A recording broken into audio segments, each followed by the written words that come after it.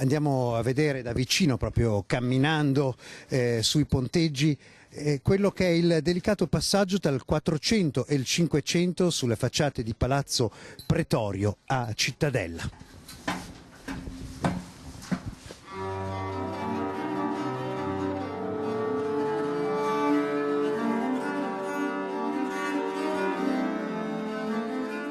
Per nostro sorpresa abbiamo trovato, oltre agli affreschi che ci aspettavamo, anche dei nuovi affreschi. Quindi abbiamo deciso, prima di togliere le impalcature, di dare l'opportunità ai cittadini, ai tecnici, ai turisti, a comunque chi fosse appassionato appunto di storia, di poter salire sui ponteggi, naturalmente con una visita guidata, e poter vedere da vicino il restauro e gli affreschi.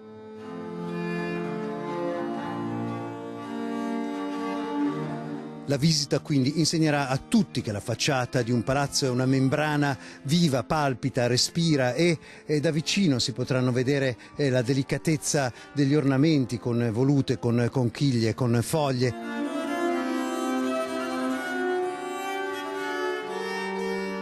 Questa è la parte più inedita di tutto il palazzo, perché nascosta da una parete in mattoni che era stata posta davanti abbiamo avuto la possibilità di trovare una superficie pittorica del tardo 1400, che è del San Severino, e la superficie successiva del Malatesta.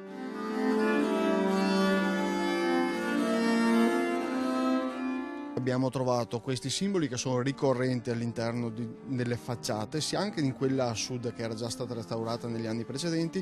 Abbiamo avuto modo di trovare la costruzione, come venivano fatte le linee di costruzione per poi creare questi simboli rettangolari.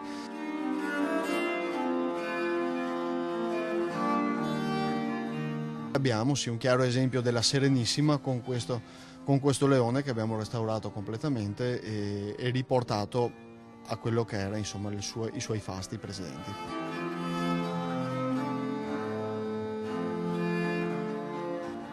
Quello che racconta una facciata non sono solo quanto la storia aggiunge, ma spesso quanto la storia è capace di togliere. Qui vedete una lapide scalpellata, noi non sappiamo cosa racconta questa lapide, ci racconta che però qualcuno ha voluto nascondere volutamente un pezzo di storia.